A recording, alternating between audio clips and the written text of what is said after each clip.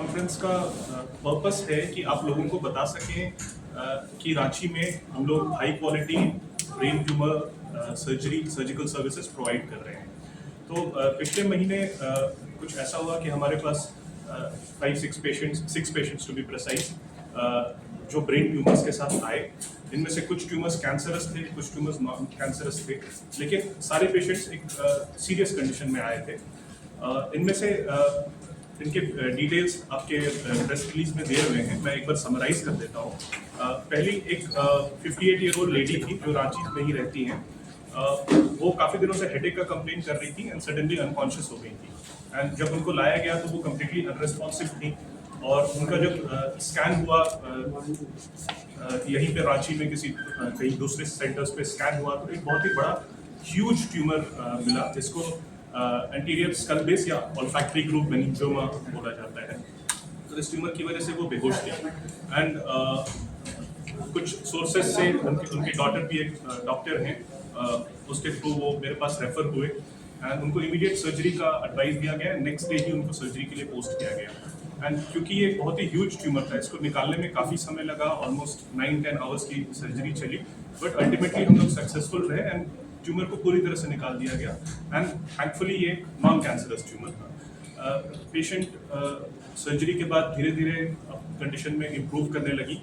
उनको कुछ दिनों तक वेंटिलेटर पर रखा गया, 3-4 डेज तक वेंटिलेटर पर थी एंड धीरे धीरे कम्प्लीटली कॉन्शियस हो गई, वेंटिलेटर से निकल गई एंड अभी तो ऑलमोस्ट 1 मंथ बीत चुका है, फॉलोअप पे भी आ रही हैं एंड बहुत ही माइनर इश्यूज के अलावा बहुत अच्छा लाइफ लीड कर रही है। सेकेंड केस था एक 30 ईयर ओल्ड लेडी जो गया से थी, थोड़े इकोनॉमिकली डिसएडवांटेज बैकग्राउंड से लोग थे, वो भी कुछ सोर्सेज से रेफर हुए। उनको एक तरह का ट्यूमर था जिसको सीके एंगल ट्यूमर बोलते हैं। यह ट्यूमर दिमाग का एक हिस्सा होता है, ब्रेन स्टेम, उसके बहुत नज़दीक होता है एंड इसको निकालने में थोड़ी बारीकी की ज़रूरत होती है।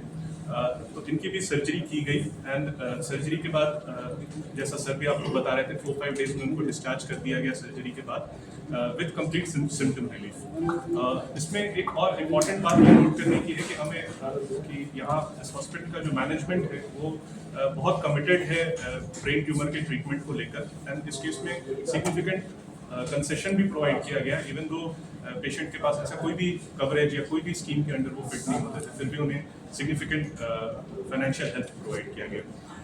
तीसरा जो केस था वो एक 6 साल के बच्चे का था जो आज आए भी हैं, ये पुरुलिया से हैं। बच्चे को सर के पीछे के हिस्से में एक बहुत बड़ा ट्यूमर था एंड उसकी वजह से सर दर्द हो रहा था, उल्टी हो रही थी। ऐसा सिचुएशन एक अर्जेंट सिचुएशन होता है, इसमें ब्रेन में जो प्रेशर होता है उसको रिलीज करना बहुत ज़रूरी होता है, अदरवाइज लोग बेहोश हो सकते हैं, कोमा में जा सकते हैं।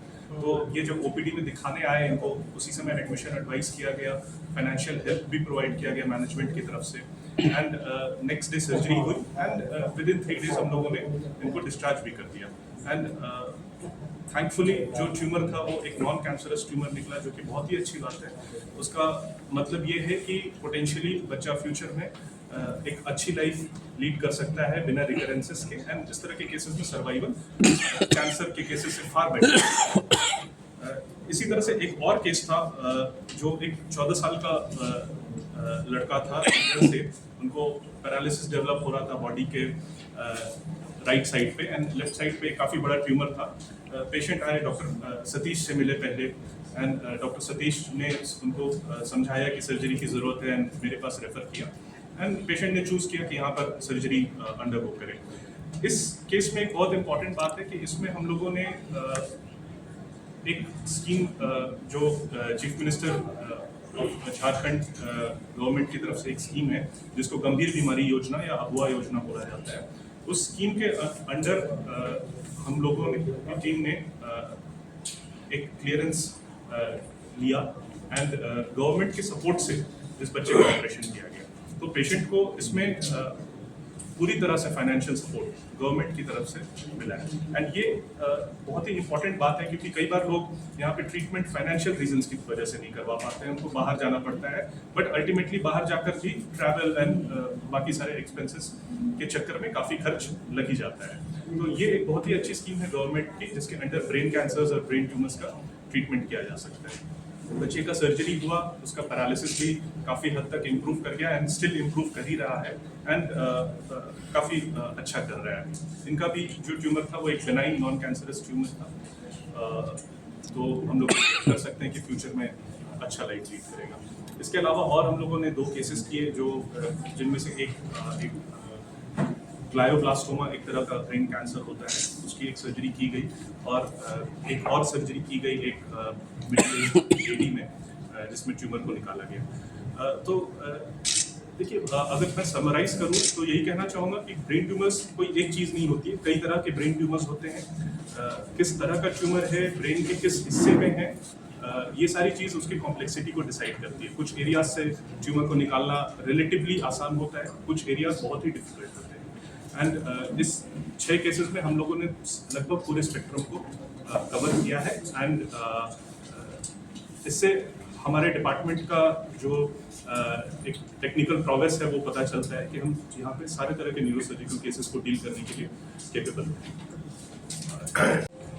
Brain tumor discharging, going home, third day is an achievement par excellence.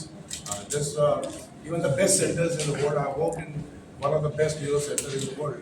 वहाँ भी हम 3 दिन 2 दिन में डिस्चार्ज कर पाना बहुत रेयरली कर पाते थे, which our team has done here.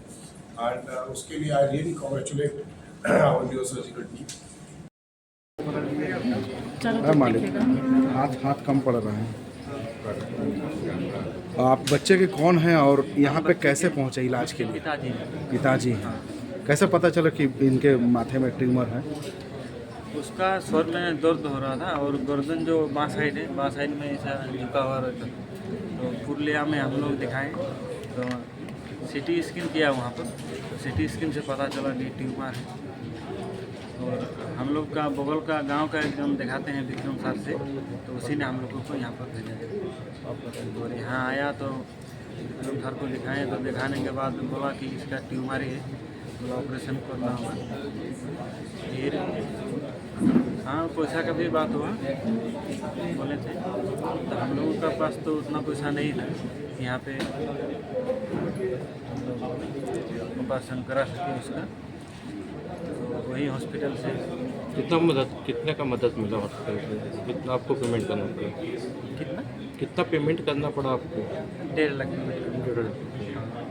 Bill आए थे कितना? 3,55,000। हॉस्पिटल के इलाज से आप संतुष्ट हैं? हाँ।